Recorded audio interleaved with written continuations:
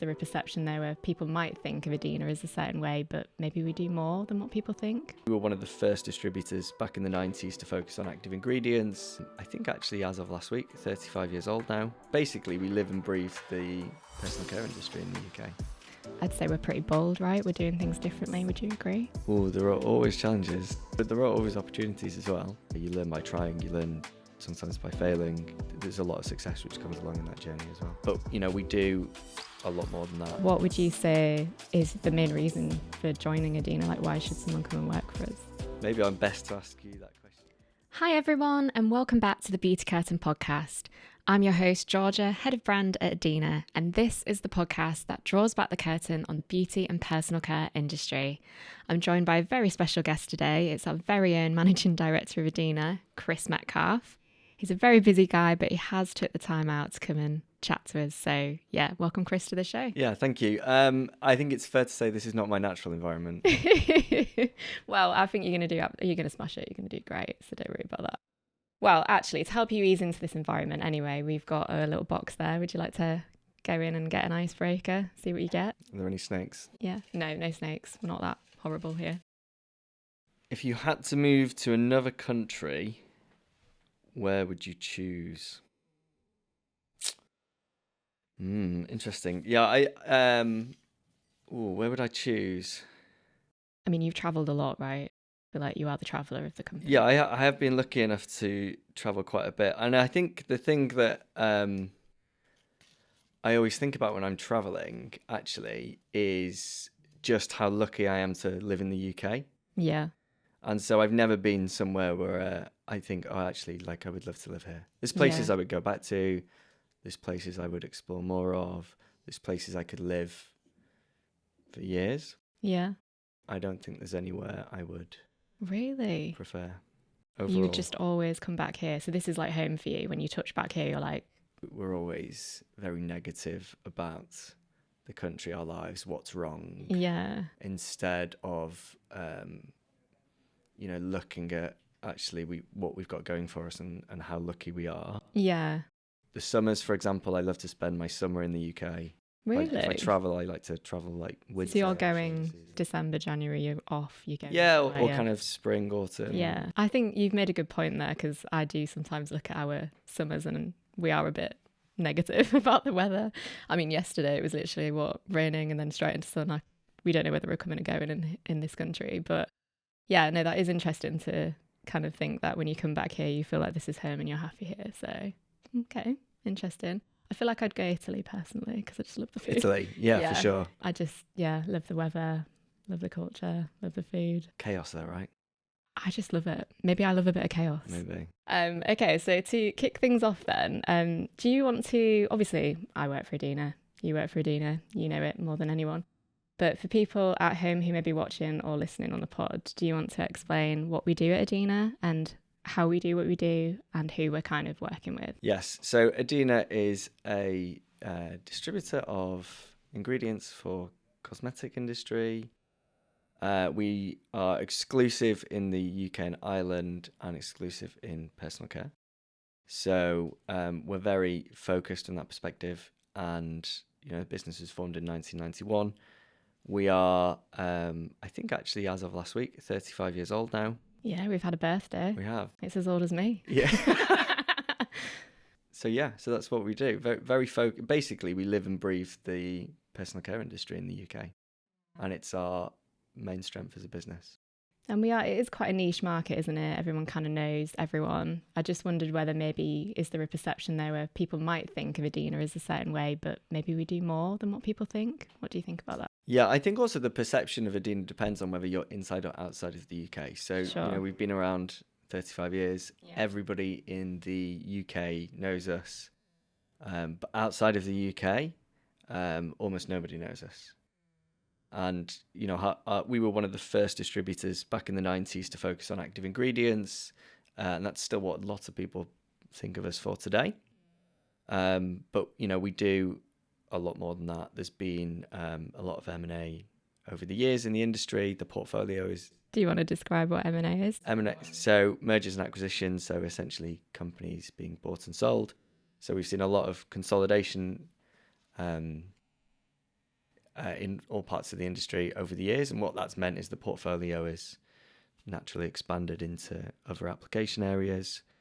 We've taken on different principles as well. So when we can now offer, much more than just active ingredients. Amazing. And I do think like how we are positioned in the market as well. Would you say that we're different to other distributors? Like, I know you're saying we offer more than like, what people think, but in terms of how we come across as a brand, I'd say we're pretty bold, right? We're doing things differently. Would you agree? Yeah, I certainly what we try and do. I mean, that's my, I feel like that's my skill set in regards to challenging convention, challenging the way things are done. And I think actually if you look at the team, there's been a lot of recruitment bias from that perspective, because we now have a team of people who are willing to do things differently, challenge the way things are done. And it's kind of just for the better, isn't it, for the business? Yeah, no, that's really good. Yeah, I mean, you learn by trying, you learn sometimes by failing. Yeah. You also, there's a lot of success which comes along in that journey as well. Definitely. So I guess talking about journeys, how do you feel Adina's kind of evolved over time? Like, where was we starting? Where are we now? But also, where do you see us in the future? So I've been with Adina for 15 years. I would say in that time, it's been evolution rather than revolution. Like, the business model is still the core business model. We were a team of 8. We're now a team of, I think, 19. Growing, yeah. Yeah. And where do you kind of like see us going? So I guess we've started small, we've got bigger. Like, what sort of things are kind of coming up for Adina? We will always be very focused on the UK. That won't change.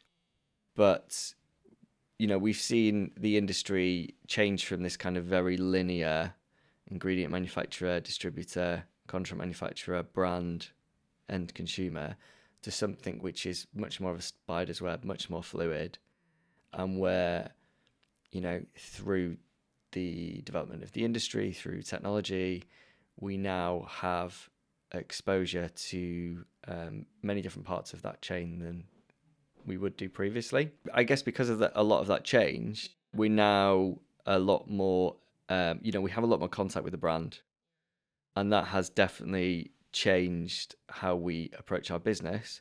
And we often talk about, you'll know this very well, we often talk about our B2B to C approach. So taking inspiration and the best parts of what we see in the B2C world and thinking about how we can apply that to what we do on a day-to-day basis. So, if we can walk, talk, and act like a brand, then we can relate to them much better as well.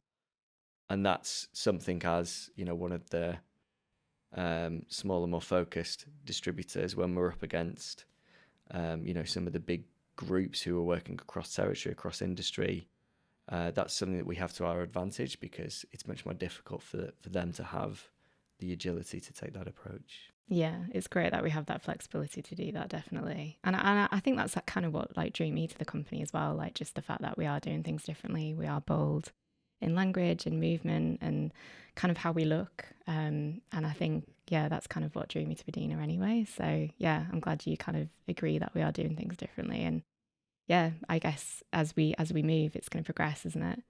I guess to think about the market in the UK, because obviously we are UK and Ireland focused anyway. Do you think there's been like any challenges for Adina like recently, or you think there's anything kind of coming up that might be an obstacle for us as a business? Oh, there are always challenges, but there are always opportunities as well. I mean, obviously we've had Brexit to contend with, so that has reshaped the UK in particular, in that, we see a lot less volume in the market now, but actually many more businesses. And essentially what that means is we have a very fragmented market. So we have lots and lots of customers, and our job as a distributor is to, collate that into a meaningful business rather than relying on one or two key pieces of business. Yeah. So if you're a European focused brand, it makes less and less sense now to be based in the UK and to be manufacturing in the UK. And so we have an industry which is predominantly built around UK focused brands.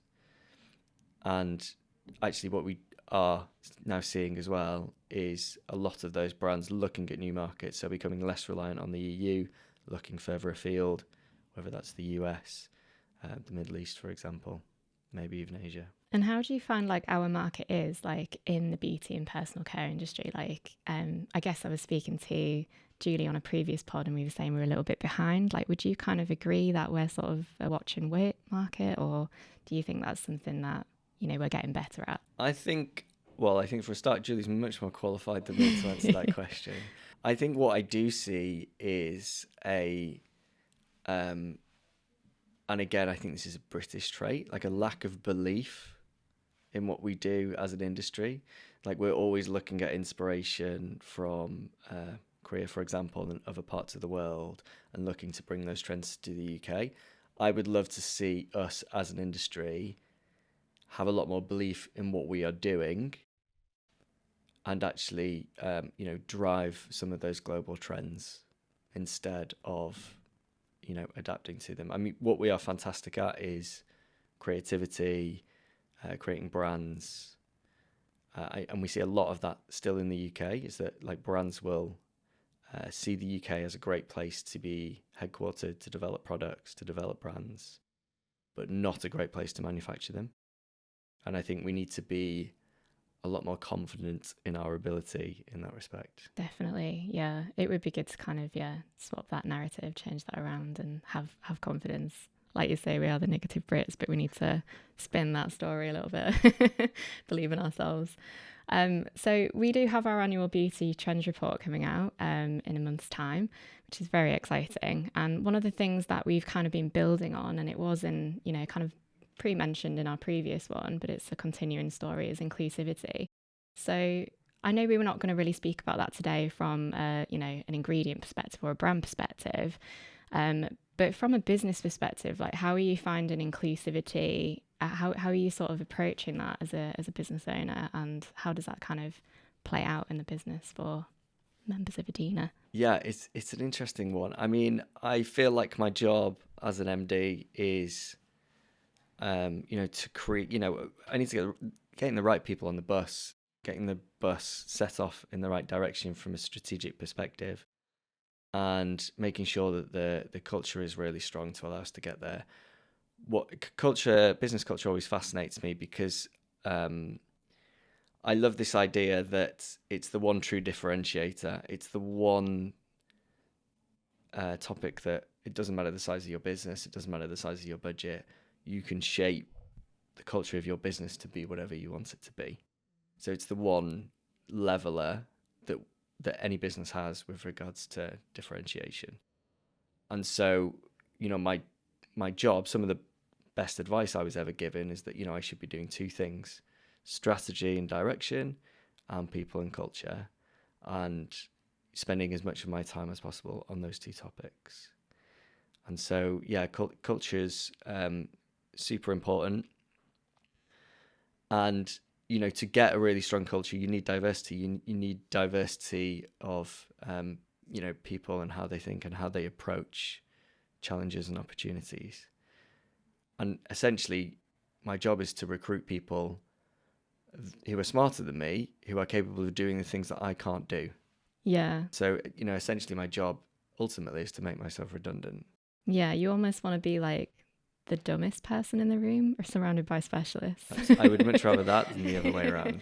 But I do hear a lot of like business owners sort of saying that, and I think it is true. And it's great to think that you can kind of shape that. It's not just that's the destiny of the business. Like, who you bring on is so important that it shapes that. But obviously being inclusive all at the same time. Yeah, it's a really good point.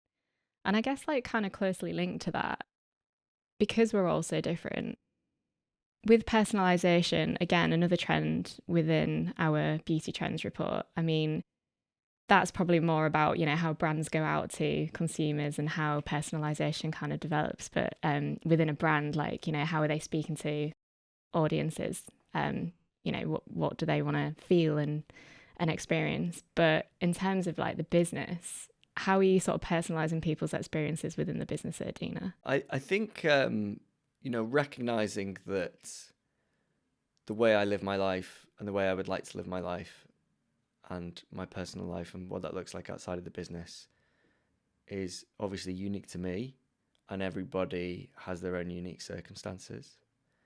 So it's personalizing that the correct, the right environment to allow people to succeed and do their best. That might be that, somebody's a night owl, somebody's an early riser. Which one are you? Which one am I? Pre-kids, I was a night owl. Post-kids, I'm an early riser. Oh my God, that's actually the same as me. That's by definition, right? So you're sort of saying everybody's different, no one's on that same schedule, we work in different ways. Yeah, and trying to design a framework and an environment which, if we can allow people to succeed, then inevitably the business will succeed as well. So as an example, we have core hours. So as you will already know, we work Monday to Thursday 10 till 4, Friday 9 till 3. There are core hours. And then, one of our values is empowerment, and another one being teamwork.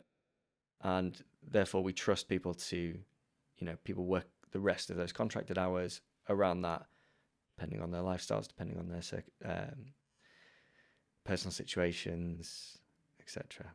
It's just nice to have that flexibility, isn't it? And in terms of like the colour side of things, because I would say that's quite a personalised aspect of this company, isn't it? I've never been to a company where they do the colour side, what would you class it as? Yeah, I did personality profiling, I guess. Personality profiling, yeah. So that was really interesting. Yeah, so lots of models for this. Yeah. We use the insights model. Yeah. And that talks a lot about colour energies. So there being 4 colour energies: sunshine yellow, cool blue, earth green, and fiery red, I believe. With the theory that everybody leads with 1, 2, or 3 of those colour energies.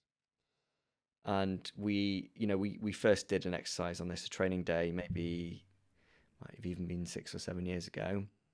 What we found after that is, the training day came with a report. People obviously love to learn more about themselves. The reports we found were eerily accurate. Yeah.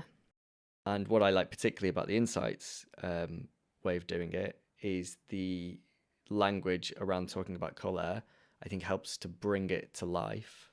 So, for example, I'm a cool blue, which means I have a preference for kind of, data and numbers and things like this. And that's kind of how I work or interpret information. And, one of the fallouts from that training day is that, we now have a new language that we talk about in the business. And it's not been one of those training days that happen once and we forget all about it. It's actually kind of ingrained itself in our culture, in our way of working. And I think particularly from a diversity and personalization perspective, it's been really important, because the first step there is kind of self-awareness, to learn more about yourself, learn more about your strengths and your weaknesses. There's no right or wrong answer or report that comes out of that system. So there's no way of kind of scoring better or worse than an employee. It's about recognizing who you are as a person, what you're really good at, where your blind spots might be. And then the next step then, and this is, I think, the really difficult bit, is that actually then how do you adapt your behavior to relate better to somebody who might be the opposite type of personality to you? Absolutely. I mean, I'm dressed in red, but this is not who I am. I'm not blue either. I'm obviously green, yellow. I think I'm a helper supporter, basically, is essentially what I am. And I think there is a few of us in this company that are the same. But yeah, it's really interesting to kind of, read those strengths, weaknesses, blind spots, and sort of take those and approach whoever you're talking to in the business, and just remind yourself, like, actually this person would, kind of, that conversation would come off much better if I was this way or approached it that way. And it is really interesting because it rings so true for me. When I read my report, I'm thinking it's got to ring true for like other people, and it's such a detailed one, isn't it? So I just find it fascinating, and it's really good to see that on the colour wheel where, you have an opposite, and you and I guess it's about shifting how you feel as well. Like I'd love to have a few more like red, and I'm wearing it and maybe I'm trying to embrace it, but I would like to naturally have a few more like red characteristics, you know, as I sort of evolve in this role. Absolutely. Not just change, but also, although the report is, the report kind of spits out this result that you lead with a particular color energy. So although I lead with blue, you know, we all have a varying degree of all of these different color energies and ways of being in us. And also part of the challenge is to say, okay, well, maybe you're not naturally a red person. No, yeah. But you do have that. You do have that in you to some degree. And so, in what circumstances do you need to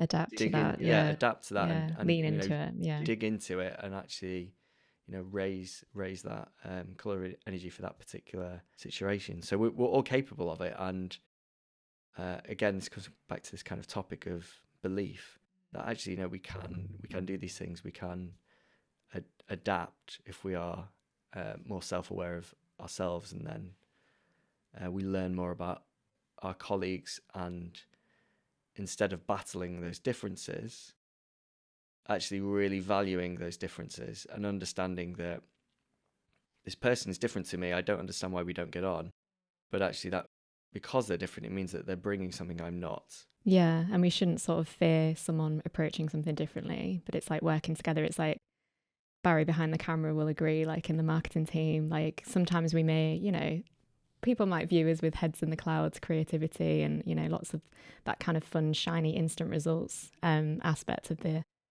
business where we're doing social posts, we're doing podcasts, blogs, things like that. But really, like a lot of it is to do with numbers, and maybe we need to kind of, get that across to certain people like yourself, like, because we do have the numbers to back up why we're doing it. And it's just kind of bringing it to you, for example. And, because you would much prefer to kind of see how those two sort of speak to each other and how it, represents itself from a data point of view.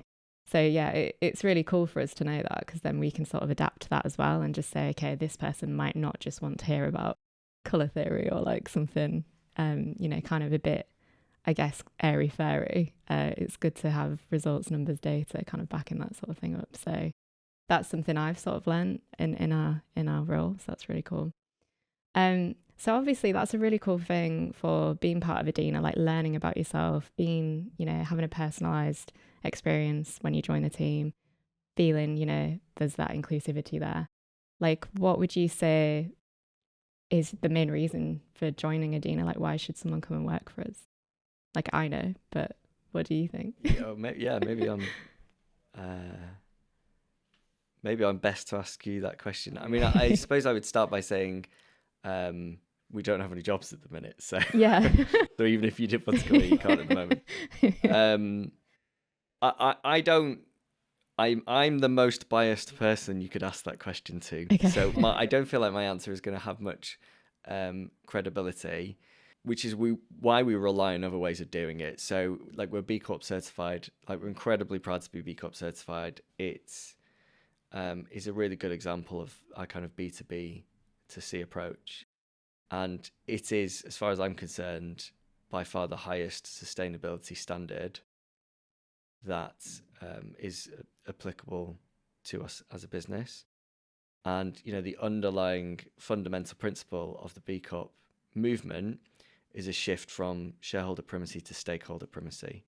And that means we have to legally, because we've changed our articles of association to commit to this, we have to legally balance the interest of all stakeholders in the business. And obviously a key stakeholder in the business is our team. And do you sort of see that accountability sort of like playing out in like all parts of the business now that we're B Corp? Like, you sort of seeing that we've got our impact report, things like that, haven't we? Yeah, I think, what it's really useful for, especially if you're if you're not a large business and you don't have maybe a big dedicated sustainability and ESG department, is that it provides a really great framework for what does really good look like. And, it allows you to study the gaps in where you need to be better, where you could do more. And clearly we're not perfect. No business is perfect, but it's about that attitude of continuous improvement and making sure that tomorrow we're slightly better than we are today. And the B Corp framework really helps with that. Also, there's a fantastic community of B Corps out there as well, and having that kind of reluctance to use the word badge, but having that kind of certification, it's I often hear about how brands are a shortcut to quality. Like, we think of a brand and that essentially associates us with knowing certain things about that brand.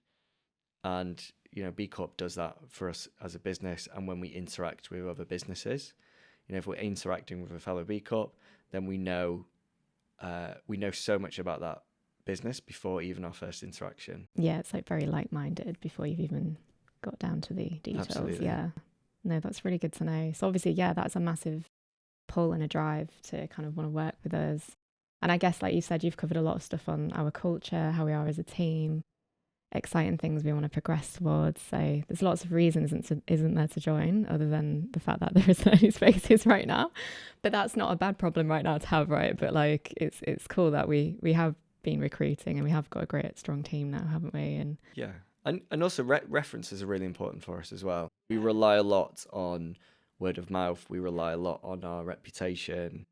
We don't have huge advertising budgets to go out and promote ourselves. So, a lot of that comes from references. We now have a referral scheme as well, so that if you refer somebody who comes on to join the team, or a brand that we work with, or a supplier, then essentially we will take you on holiday as a thank you present. That's so cool. Yeah. So again, it's another way of saying, well, don't come to work for Adina or work with Adina just because I say it's a great place. Yeah. Like, we rely on actually other people vouching for us and putting our reputation on the line. I mean, you once said about a quote, didn't you? About, is it, you'll know it more than me? It's like, what are people saying? What's the actual quote? Like? Yeah. So the, particularly with regards to culture. Yeah. Yeah. So my favorite, there's lots of different definitions and theories on culture, but my favorite definition is that, your business culture is what people say about you, or what people say about your business when you're not in the room. And so that's why, references and reputation are really, really important. You mentioned how small the industry is. It's big enough to be fun and provide lots of variety, and it's also small enough that, largely speaking, everybody knows each other. A bad experience is going to pass around easily. Absolutely. And, it is a wonderful industry to work in. Well, that's really great. I mean, I can vouch for Adina as, working for Adina myself. I find there's lots of reasons why I love working here. I love the fact that it's versatile, it's varied. No one day for me is the same. I could be filming a podcast, writing a blog, updating the website, working on Barry with ads and things like that. So for me as a marketeer, I wear lots of different hats. I get to get involved with lots of different departments, which is great. But yeah, no, honestly, it's been so great having you on the pod. I think you've done great, even though I know you hate coming on camera. So well done for that. I know you're a busy guy, so thanks for the time. But yeah, if anyone does actually want to reach out to us, get in touch. I know there isn't active spaces right now, but do we have somewhere where people can go to kind of drop a CV or a bit of an intro? Yeah, in terms of if they wanted to show a desire to work with us in future, sure. So there's a careers page on our website, so you can submit a speculative CV through there. Always great to, always interested in hearing from great people. I think the email address is people@adina.co.uk as well. If you wanted to just reach out directly. Well, thank you so much for being our guest on today's show, Chris. We do have this last thing that we like to do with all of our guests. We've asked you to bring in a mystery item. And just for those watching who haven't seen this, we like our guests to bring in a mystery item that basically describes them in their role, but also their personality. So something that encompasses you. Do you want to unveil what you've brought in? So I have brought in a Rubik's Cube. Nice. Because I feel like it's a good metaphor for company culture, in that, it's very much a puzzle, and also it's very colourful. So it links back to that insights. Definitely the colour profiling. Yeah, absolutely. And you'll notice that it's incomplete. I was about to ask, is this when you say my hidden talent is that I can do a Rubik's Cube in 1 minute? No, or is that even good? Absolutely I don't know. not. I used to be able to do it, but only through learning the moves, not because I can sit here and work it out. Well, I really like that. I like the idea behind it and like the link to the colour profiling, definitely. And yeah, I think maybe that's just something we'll have to go away and learn. Maybe for another pod, me and you'll be able to maybe just randomly there'll be when it sits on your shelf. We will let you know. A pod in future it'll move from uncompleted to completed. Absolutely. Well, it will live on our shelf, just like we've got one from Julie up here. So it's going to take its, I don't know if you can see that, but it's going to take its little pride position there, and it will stay there for the rest of the season, just to kind of remind us that we had our very own Chris Metcalfe on the show. So, well, thank you so much, Chris, for coming on the pod. It's been really great to chat to you. Thank you so much for listening and watching at home. And also thank you to Barry behind the camera for producing the podcast. Anything we've mentioned in the show will be in the description below. And don't forget to like and subscribe, and we'll see you in the next pod.